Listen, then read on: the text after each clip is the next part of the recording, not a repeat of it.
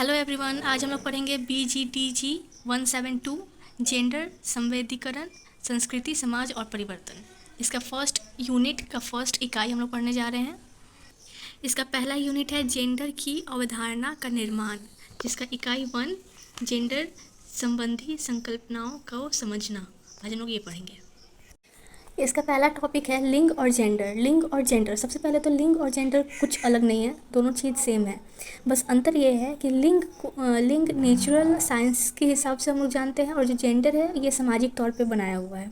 जैसे लिंग, पहले अगर किसी बच्चा का जन्म होता है तो सबसे पहले उसको लिंग देख करके पता चलता है ना कि हाँ ये लड़की है कि लड़का है या क्या है, ठीक है। लेकिन जेंडर ये समाज के द्वारा बनाया हुआ है। इसका मतलब होता है पुरुष और महिला। मतलब पुरुष को क्या, अगर किसी लड़का का जन्म हो गया, ठीक है, जब किसी बच्चे का जन्म होता है तो उसको पहले उसका अगर लिंग देख के पता चल गया, ठीक है। लेकिन फिर लोग पहुंचते हैं समाज, फिर समाज बोलेगा ओहो बेटी का जन्म हुआ है, कोई बात नहीं बेटा हो जाएगा आपको। तो यहाँ जेंडर आ गया, ठीक है। ये सोच जो होता है वो जेंडर की तरफ लेके जाता है, ठीक है। हम लोग एक डिफिनीसन देख लेते हैं।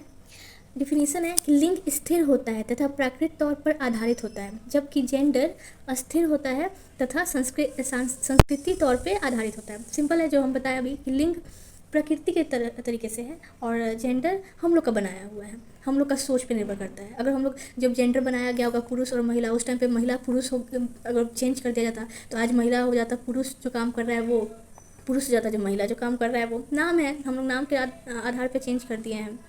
इस बुक में सिर्फ हम लोग को दो ही टाइप का पढ़ना है, स्त्री और पुरुष। तीसरा ट्रांसजेंडर के बारे में कोई बात नहीं किया गया, इसलिए हम लोग उसके बारे में कोई बात करेंगे भी नहीं, ठीक है। आगे है जो जेंडर है वो अपना सोच, समाज का सोच बच्चों पर थोपते हैं, लोगों पे थोपते हैं। कहते हैं कि जो महिला है उसको घर संभालना है, मतलब जो लड़की जन्म लेगी ना तो उसको बचपन से ही सिखाते हैं कि नहीं तुमको तो घर ही संभालना है, तुमको खाना बनाना है, तुमको पति का सेवा करना है। फिर जो लड़का जन्म होता है तो लड़का को बचपन से सिखाया जाएगा तुमको बाहर जाके काम करना है, तुमको ये करना है, तुमको घर संभालना है, मतलब घर का खर्च संभालना है। तो उनका दिमाग पे पहले से ही एक बैठ जाता है कि अच्छा जेंडर में महिला जो होगी वो ये काम करेगी, पुरुष जो होंगे वो ये काम करेंगे, ठीक है। अब यहाँ नीचे में एक छोटा सा चार्ट है कि महिला को क्या करना चाहिए, पुरुष को क्या करना चाहिए, पुरुष का क्या रोल होता है, महिला का क्या रोल होता है। एक बार इस चार्ट को आप लोग देख लीजिएगा। ऐसे जो आप लोग सब कुछ जानता ही है ये चीज़ कि क्या होगा इसमें। महिला कमज़ोर होगी या सक्षम होगी, कम महत्वपूर्ण होगी, घर में भावुक होगी ज़्यादा, घर का देखभाल करेगी, यही सब कुछ है, देख लीजिएगा। वही पुरुष स्वतंत्र होंगे, शक्तिशाली होंगे, सक्षम होंगे, अधिक महत्वपूर्ण होंगे। घर में वैल्यू ज़्यादा किसका होता है, लड़का का होता है। एक लड़का और एक लड़की होगी, घर में भाई बहन होगा तो बहन को बाहर जाने का इजाज़त नहीं होगा, लेकिन भाई जहाँ चाहे वहाँ जा सकता है। सोच है, ऐसा ही सोच बनाया हुआ है समाज का। ये सोच जेंडर के हिसाब से बनाया हुआ है, लिंग के हिसाब से नहीं बनाया हुआ है, ठीक है। इस पे कन्फ्यूजन नहीं करना है, लिंग और जेंडर कोई अलग चीज़ नहीं है। बस लिंग जो है वो साइंस या प्रकृति के तौर पे है, लेकिन जेंडर सामाजिक तौर पे है।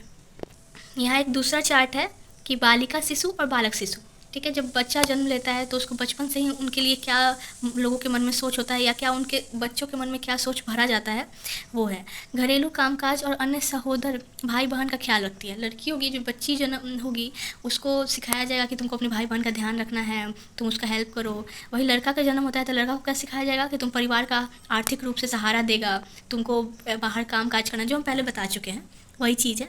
आप एक बार इसको पढ़ सकते हैं कि लोग बोलता है क्या कि लड़की जो होती है वो धन की देवी होती है, देवी लक्ष्मी का रूप होती है, परिवार की रोशनी होती है।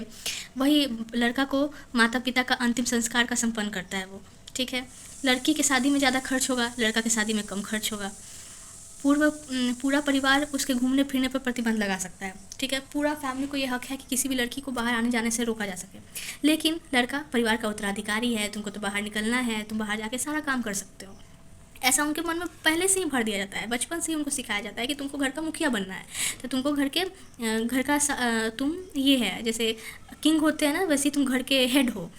ये उनको बचपन से ही सिखाते हैं। तो ये समाज है, ये समाज सिखाता है जेंडर के हिसाब से। नेक्स्ट टॉपिक है जेंडर भूमिकाएं। वही सेम चीज़ ही है, जेंडर का भूमिका। अब यहाँ आप पूरा अभी नहीं पढ़ के बताते हैं, छोटा सा एक लाइन आपको पढ़ के हम बताते हैं। जेंडर भूमिकाएं शुद्ध रूप से तय की गई चीज़ें हैं, न कि ये पुरुषों और महिलाओं के कौशल पर आधारित होती हैं। सिंपल बात है, ये हम लोगों के समाज के द्वारा निर्धारित किया हुआ है। ये बिल्कुल किसी को थोड़ी थोड़ी ना पेट में से बच्चा जन्म लेकर के बोलता है कि हाँ हम ये कर सकते हैं, हम वो कर सकते हैं। जब वो जन्म लेकर के बाहर आते हैं तब उनको पता समाज बताती है कि नहीं तुम तो लड़की हो, तुमको घर का काम संभालना है, फिर लड़का हो तुमको ये करना है। ये हमारा समाज है जो निर्धारित करके रखा है। ऐसा नहीं है कि लड़की बाहर का काम नहीं कर सकती है, लड़की कर सकती है। ऐसा नहीं है कि लड़का घर का काम नहीं कर सकता है, लड़का भी कर सकता है। लेकिन उनके मन में ये डाल दिया गया है और उनको बचपन से ये सिखाया गया है। व्यापक रूप से कहा जाए तो पुरुषों की भूमिकाएं आर्थिक गतिविधियों से जुड़ी होती है और राष्ट्रीय लेखा प्रणाली में इसकी गणना होती है, जबकि महिलाओं की भूमिका देखभाल और पालन पोषण से संबंधित होती है। बहुत संभव है कि इनकी गणना NSA में न की जाए, जैसे खाना पकाना, साफ सफाई करना तथा बच्चों की वृद्धि देखभाल करना।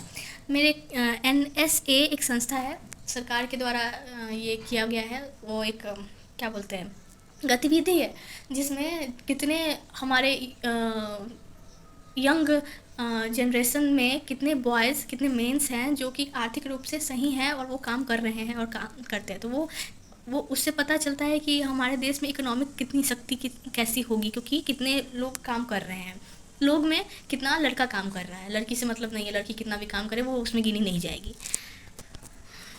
विभिन्न संस्कृतियों में विभिन्न समयों में जेंडर भूमिकाएं और जिम्मेदारी बदलती रहती है। उदाहरण के लिए अकुशल श्रम को भारत में महिलाओं के कार्य के रूप में, जबकि अफ्रीका में पुरुषों के कार्य के रूप में देखा जाता है। इसी तरह यूरोप और संयुक्त राज्य में अमेरिका में घरेलू गतिविधियों में पुरुषों की भूमिका अधिकाधिक प्रत्यक्ष होती जा रही है। पुरुष और महिलाओं की अलग अलग भूमिकाओं और गतिविधियों के आधार पर पुरुषों और महिलाओं की ज़रूरतें भिन्न भिन्न हो जाती हैं। ठीक है, ये तो हम सब लोग देखते ही हैं टीवी पे, मूवीज़ में, कि अमेरिका में, हमारे देश के बाहर, इंडिया में ऐसा नहीं है अभी फ़िलहाल। कहीं कुछ घरों में होगा लेकिन इंडिया में अभी नहीं है। लेकिन विदेशों में है कि लड़के घर का काम करते हैं, लड़के को भी खाना बनाना है, लड़का बर्तन तक धोएगा। वो लोग आपस में काम बांट के करते हैं। ठीक है, अब इसके बाद है पुरुषत्व। पुरुषत्व मतलब क्या? इसका मतलब सिंपल है, पुरुष व्यक्ति, पुरुष। ठीक है, पुरुष लिंग। पुरुषत्व का लक्षण है मजबूती, बल, पुरुषोचित हिम्मत और मर्दानगी। सिंपल है, पुरुषत्व का मतलब है मर्दानगी, मतलब मेंस। ठीक, ये भी एक समाज के द्वारा निर्धारित किया हुआ है। समाजीकरण की प्रक्रिया के तहत प्राप्त किए गए सामाजिक सांस्कृतिक मानक और मूल्य आक्रामकता, महत्वाकांक्षा, विशेषणात्मक योग्यता और मुखरता जैसे पुरुष अभिलक्षणों का हासिल करने की प्रक्रिया को प्रभावित कर सकते हैं। सिंपल है, पुरुषत्व मतलब मर्द को तो बोलते हैं ना, वो लोग सही में थोड़ा शक्तिशाली, औरत के हिसाब से तो थोड़ा उनमें बल ज़्यादा होता है।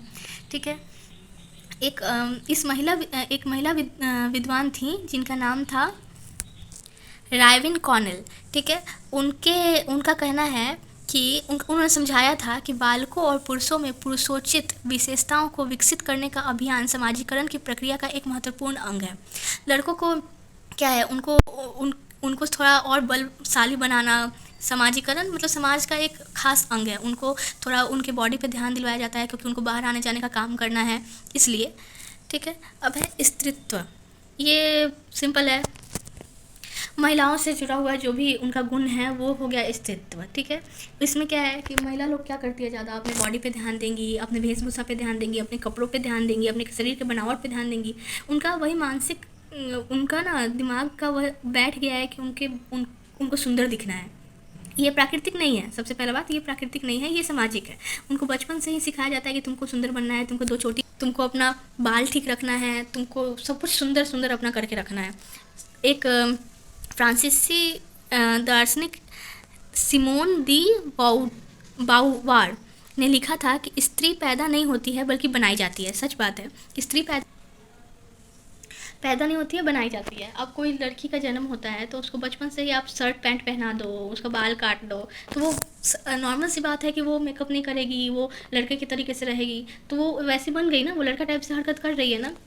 लेकिन आप वैसे अगर आप किसी लड़का को बचपन से ही फ्रॉक पहना दे तो फिर वो लड़की जैसे हरकत करने लगेगा। तो ये बनाया जाता है, स्त्री बनाई जाती है। ना सिर्फ स्त्री बल्कि पुरुष भी बनाए जाते हैं। अब किसी लड़का का जन्म होता है बचपन में तो उसको खिलौना ला के दिया जाता है, बस, ट्रेन, बैट बॉल। लेकिन किसी लड़की का जन्म होता है तो उसको खिलौना ला के क्या देते हैं, फ्रॉक, गुड़िया ला के देंगे, कुछ किचन सेट ला करके देंगे। ठीक है, तो ये हो गया स्त्रीत्व। उदाहरण के लिए महिला हालिया समय में यूरोपीय संघ में रोजगार के पीछे प्रत्येक शक्ति रही है। इसके बावजूद वहाँ वेतन को लेकर जेंडर अंतराल कायम है। ठीक है, ये एक चार्ट है जो जेंडर असमताएं पर हैं। भारत का एक छोटा सा सूची है जिसमें महिला पुरुष लिंग के हिसाब से, ग्रामीण क्षेत्र शहरी क्षेत्र के हिसाब से थोड़ा एक चार्ट बनाया गया है कि कितना परसेंट महिला पे है, कितना परसेंट पुरुष पे है। आप इसको चेक कर सकते हैं अपने बुक में। वही चार्ट यहाँ तक फॉलो होता आ रहा है। दूसरा टॉपिक है सार्वजनिक और निजी विभेद। ठीक है, पहले हम ये बता दें कि हम इस बुक को बहुत तेज़ी से लेकर के जा रहे हैं ताकि अभी एग्ज़ाम इसका आने वाला है, तो एक छोटा सा रिवीजन हो जाए आप लोगों का। थोड़ा कहीं कुछ, आप ऐसा नहीं है कि मेरे वीडियो से ही सिर्फ पढ़ें, आप लोग प्लीज़ अपना बुक भी पढ़िएगा, क्योंकि हम बहुत शॉर्टकट मारे जा रहे हैं, एकदम छोटा छोटा वीडियो बनाना है, इस वजह से। थोड़ा देखते हैं। अब है सार्वजनिक और निजी विभेद। सबसे पहले सार्वजनिक और निजी विभेद है क्या? कुछ खास नहीं है, ये लाइन है, पढ़िए इसको। निजी का संबंध घरेलू क्षेत्र के भीतर की जाने वाली गतिविधियों से है तथा सार्वजनिक में घरेलू क्षेत्र के बाहर की जाने वाली गतिविधि। सबसे पहले बात ये स्त्री के लिए है। ठीक है, घर के अंदर जो काम हो रहा है, जो गतिविधि हो रही है, जो भी चीज़ हो रही है, वो निजी कहलाएगा, निजी होगा। वही घर के बाहर जो काम होगा वो सार्वजनिक होगा। ये खास करके नारी के लिए है, और इसी चीज़ से नारीवादियों के विचार में यह विभेद पदसोपानीय और पितृसत्तात्मक है। सबसे पहले ये जो टॉपिक है महिला के लाइफ पे ज़्यादा असर करता है, क्योंकि इस वजह से इस चीज़ के लिए महिला के लिए बहुत प्रॉब्लम क्रिएट होता है। महिला को बहुत प्रॉब्लम होता है। सबसे पहले तो बाहर आना जाना महिला के लिए रोक टोक है। क्या पहनना है, क्या करना है, ये सब महिला के लिए रोक टोक है। आपको घर के अंदर रहना है, ये महिला के लिए रोक टोक है। ऐसा नहीं है कि किसी लड़का को बोला जाए कि नहीं तुमको घर के अंदर ही रहना है, तुमको घर के बाहर जाना ही नहीं है, तुमको घर के बाहर का कोई काम नहीं करना है, तुमको साड़ी पहनना है। कभी किसी लड़की लोग को बोला जाए तुमको सूट पहनना है, तुमको दुपट्टा डाल के रहना है। कभी किसी लड़का को बोला गया कि नहीं तुमको भी अपना बॉडी ढक के रहना है, लेकिन नहीं, ऐसा तो नहीं होता। इसी सोच से, यही सार्वजनिक और निजी सोच से उभरता है। इसी से दो नया टॉपिक निकलता है, पितृसत्तात्मक और नारीवादी। ठीक है, अभी पहले पितृसत्ता हम लोग पढ़ लेते हैं।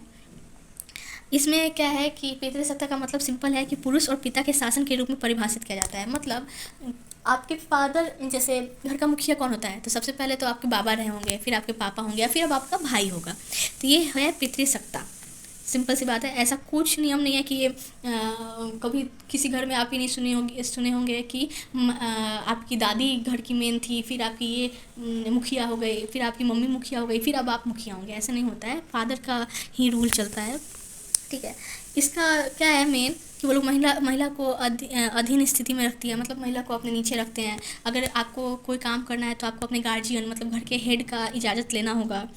ठीक है, अब बहुत जगह ऐसी चीज़ें नहीं होती हैं, ये सब अब बुक में ही पढ़ने को मिलती है, लेकिन कुछ जगह अभी भी हैं, खास करके गाँवों में।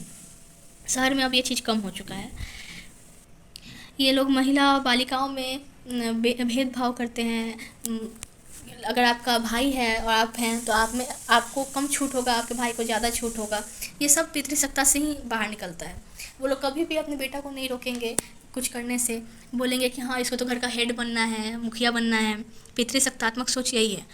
इसके बाद है प्रारूपों को रूढ़ करना। सबसे पहला बात तो प्रारूपों को रूढ़ करना क्या है? स्त्रीवाचक और पुरुषवाचक गुणों और विशेषताओं पर बार बार जोर देना ही जेंडर प्रारूपों को रूढ़ करना है। मतलब बार बार बोलना कि ये काम तो लड़की का है, वो लड़की को करना है, ये काम लड़का का है, वो तो लड़का को करना है। यही चीज़ है प्रारूपों को रूढ़ करना। ठीक है, महिलाओं से उम्मीद की जाती है कि वे देखभाल करें, पालन पोषण करें, दयालु और हार्दिक हो तथा बच्चों में उनकी रुचि हो। अधिकांश समाजों में उपरोक्त वर्णित गुण महिलाओं के लिए ही उपयुक्त समझे जाते हैं। बुद्धिमत्ता जैसे गुण पुरुषों और महिलाओं दोनों में महत्वपूर्ण माने जाते हैं। दक्षिण एशियाई समाजों में महिलाओं को परिचय योग्य होना चाहिए, उन्हें उचित प्रकार से कपड़े पहनने चाहिए तथा रोजाना के घरेलू कामों में उन्हें निपुण होना चाहिए। पेशे से संदर्भ में एशियाई समाजों में लड़कियों को पारंपरिक पेशे अपनाने के लिए प्रोत्साहित किया जाता है। देखिए यहाँ तो आप अपने घर में भी देखते होंगे कि आपको बोला जाता होगा कि अरे तुम लड़की है ना, तुमको ये सब चीज़ तो सीखना ही होगा, तुमको घर का सारा काम करना सीखना ही होगा, तुमको कपड़ा ऐसे पहनना है, तुमको अच्छे से कपड़ा पहनना है, थोड़ा सा भी इधर दिखना नहीं चाहिए, उधर दिखना नहीं चाहिए। ठीक है। तो यही चीज़ है प्रारूपों को रूढ़ करना, बार बार जोड़ देना कि हाँ तुम लड़की हो, तुमको ये काम करना है, तुम लड़का हो, तुमको वो काम करना है। अब है नारीवादी। नारीवादी क्या होता है? ये एक तरीके से एक आंदोलन है जो नारियाँ मतलब औरतें अपने अपने हक के लिए लड़ती हैं। इसमें खास करके लोग आवाज़ उठाते हैं, जो औरत लोग होते हैं वो लोग मेन हिंसा के लिए, शोषण के लिए, इन सब चीज़ों के लिए ही अपना आवाज़ उठाता है। इसका सिंपल मतलब है फेमिनिज्म। इसका आप इंग्लिश वर्ड अगर जानना चाहेंगे तो फेमिनिज्म है। मतलब आप कितने औरत लोग के लिए ही है कि वो लोग अपने हक के लिए कितना लड़ रहा है, अपना आवाज़ कितना उठा रहा है। ये नॉर्मल सा एक आंदोलन है। ये बड़े से बड़े पैमाने से लेकर छोटे से छोटे पैमाने तक होता है। चाहे आप अपने घर में अपने लिए आवाज़ उठाएं या आप बाहर रोड पे जाके अपने लिए आवाज़ उठाएं, नारीवाद है ये। इसका नारीवाद वर्ड का पहला बार इस्तेमाल किया गया था 1871 में फ्रांस में चिकित्सकीय पुस्तकों में किया गया था। चिकित्सकीय मतलब मेडिकल्स बुक में किया गया था इस वर्ड का इस्तेमाल। नारीवाद की पहली लहर की अवधि 19वीं शताब्दी का भूतपूर्व और 20वीं शताब्दी का पूर्व थी। ठीक है। उस अवधि के दौरान महिलाएं मताधिकार दिलाने के लिए संघर्ष किया गया था। हाँ, ये चीज़ देखने वाला बात है। बहुत सारे ऐसे देशों में आज भी महिला को मत अधिकार मतलब वोटिंग का अधिकार नहीं है। खास करके साउथ अरब जैसे देशों में आज भी महिला को जानवर के हिसाब देखा जाता है। अब इंडिया में अब जा कर के महिला को भी ये हक मिला है। नारीवाद का दूसरा लहर गतिविधियों और 1969 और 1970 के दशकों में मौजूद था।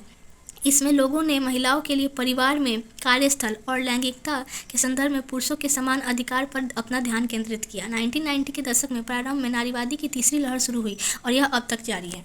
ठीक है।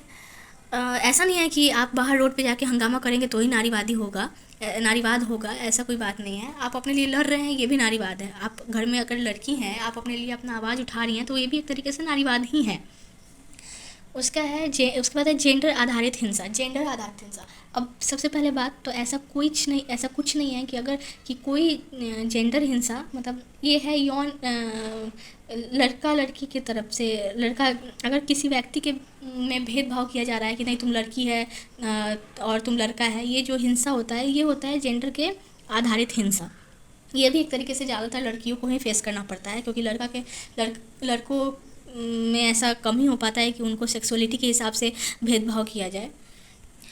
यह भेदभाव उस व्यक्ति के लिंग, प्रजाति, वर्ग, धर्म, लैंगिकता, योग्यता और स्थिति परक कारकों के आधार पर किया जाता है।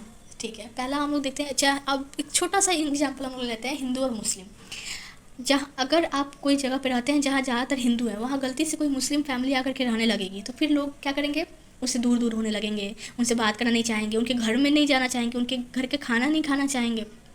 वैसे ही किसी मुस्लिम क्षेत्र में कोई हिंदू फैमिली आ जाती है तो वो लोग भी कुछ इसी तरीके से उनके साथ बिहेव करते हैं। तो ये समाज में एक तरीके से हिंसा ही है ना, जेंडर के आधार पर। यहाँ जेंडर ऐसा नहीं है कि सिर्फ लड़का और लड़की है, यहाँ प्रजाति, वर्ग, धर्म सब है। ठीक है। ये हिंसा भी बहुत 1970 के दशक में के बैटर्ड विमेन आंदोलन ने जेंडर आधारित हिंसा की संकल्पना के उभार में बहुत योगदान दिया है। यह आंदोलन नारीवाद की दूसरी लहर का एक हिस्सा था। बोले ना, ये सब ज़्यादातर औरत लोग को ही फेस करना पड़ता है। जेंडर आधारित हिंसा से जुड़े मुद्दों को संबोधित करने में महिला और नारीवाद के लिए संयुक्त राष्ट्र दशक मददगार रहा है। इसके बाद है यौन उत्पीड़न। ये तो सब लोग को पता है, सेक्सुअल हैरेसमेंट। अब एक चीज़ हम आपको बता दें, ये यहाँ नहीं लिखा गया है लेकिन हम बता रहे हैं कि ज़रूरी नहीं है कि यौन उत्पीड़न सिर्फ लड़का लोग मिलकर के लड़की को करे, मतलब औरत को ही फेस करना पड़े। हो सकता है कि ये मर्द के साथ भी हो सकता है कि ये ट्रांसजेंडर के साथ भी हो। ठीक है। तो ऐसा नहीं है कि आप अपने मन में एक धारणा बैठा लें कि ये सिर्फ और सिर्फ औरत के साथ ही होगा, ऐसा नहीं होता है। यह कार्यस्थल पर जेंडर आधारित लैंगिक सेक्सुअल हिंसा है। मतलब ये तो हम सब लोग को पता है कि ये क्या चीज़ है, लेकिन फिर भी इसको अच्छे से हम लोग जानेंगे। इसमें लैंगिकता के रंग में रंगे इशारे करना, स्पर्श करना, चिढ़ाना, लैंगिक इच्छाओं के प्रति पूर्ति के लिए मांग करना, अश्लील चीज़ें दिखाना या तथा यौनिक प्रकृति को कोई भी अन्य अवांछनीय शारीरिक, मौखिक या अमौखिक आचरण करना शामिल है। मतलब आप छूना, किधर कहीं से किसी को टच कर देना, उनको गलत तरीके से छूना, गलत चीज़ें दिखाना वीडियोस में, फ़ोटोज़ में, ये सब एक तरीके से यौन उत्पीड़न में शामिल होता है। यौन उत्पीड़न पीड़ित लोगों को बहुत बुरी तरह प्रभावित करता है। मानसिक तौर पे यह बहुत बुरी तरीके से प्रभावित करता है। शारीरिक तौर पे तो करता ही है, मानसिक तौर पर भी करता है। सिंगापुर में 500 उत्तरदाताओं के मध्य एक अध्ययन किया गया और पाया गया कि आधे से अधिक लोगों ने कार्यस्थल पर यौन उत्पीड़न का दंश झेल रखा है। कोई किसी को बताता नहीं है, मगर आज के डेट में हर एक दूसरे तीसरे इंसान को कहीं ना कहीं यौन उत्पीड़न का सामना करना पड़ा है। चाहे वो किसी तरीके से, ज़रूरी नहीं है कि उसको सेक्सुअली हैरेस किया गया है, मतलब सच में सेक्स करके हैरेस किया गया है, बट टच करके, कुछ बोल के, चिढ़ा करके। आप रोड पे चल रहे हैं, खास करके लड़कियों, अगर आप रोड पे चल रहे हैं तो पीछे से कोई लड़का सीटी मार रहा है, वो भी एक तरीके से यौन उत्पीड़न ही है, बस थोड़े कम रेट में है, थोड़ा कम छोटे तरीके से, लेकिन है। सशक्तिकरण का मेन मतलब ये है कि आज के डेट में बहुत चेंजेज आ चुके हैं पहले के ज़माने से। पहले क्या होता था कि लड़कियों को, चाहे लड़कों को भी, पुरुषों को भी अपने लिए डिसाइड करने का कोई हक नहीं था। उनके पेरेंट्स जो उनके लिए डिसाइड करेंगे उन लोग को वही मानना होता था। आज के डेट में हम लोग अपना डिसीजन खुद लेते हैं। हम लोग को क्या पहनना है, क्या पढ़ना है, कहाँ जाना है, किससे शादी करनी है, ये सब कुछ हम लोग खुद डिसाइड करते हैं। सशक्तिकरण की प्रक्रिया में महिलाओं और पुरुषों दोनों अपने अपने जीवन पर नियंत्रण रखते हैं। नाइला कबीर सशक्तिकरण के 3 आयामों को वर्णन करती हैं। नाइला कबीर एक कोई थी जिन्होंने ये बात बोली है कि संसाधन मतलब परिस्थितियाँ, अभिकरण मतलब प्रक्रिया, और उपलब्धि, इन 3 चीज़ों की वजह से सशक्तिकरण में वृद्धि हुई है। मतलब आज के डेट में परिस्थिति अलग है, प्रक्रिया अलग है, उपलब्धि अलग है। हम लोग पहले क्या होता था कि पहले का परिस्थिति क्या था कि ज़्यादा लोग पढ़े लिखे नहीं होते थे, नॉलेज कम होता था, तो वो लोग अपने हिसाब से जो बड़े लोग डिसाइड कर दिए वही और लड़की लोग को चाहे लड़का लोग को मान लेना है। जिससे शादी करती हैं उससे शादी कर लेना है, जो वो बोलेंगे वही पढ़ लेना है, जहाँ रखेंगे वहाँ रह लेना है। बट अब ये सब चीज़ चेंज हो गया है, बहुत हद तक चेंज हो गया है। कुछ जगहों में अभी भी है बट अब ज़्यादातर जगहों में नहीं है। तो ये है सशक्तिकरण और इस चैप्टर का लास्ट टॉपिक। इसके बाद है सारांश, मतलब इस चैप्टर में आप लोगों ने क्या पढ़ा। उसके बाद है शब्दावली, जीव वैज्ञानिक, ये शब्दावली है। आप इसको 2-4 टॉपिक है, इसमें 3 टॉपिक है, इसको आप पढ़ लीजिएगा। ये फर्स्ट इकाई था, ये कंप्लीट हो गया खंड 1 का। इसके बाद हम लोग नेक्स्ट चैप्टर पढ़ेंगे। ठीक है, चलो गुड बाय, और प्लीज़ कमेंट और लाइक ज़रूर कर देना।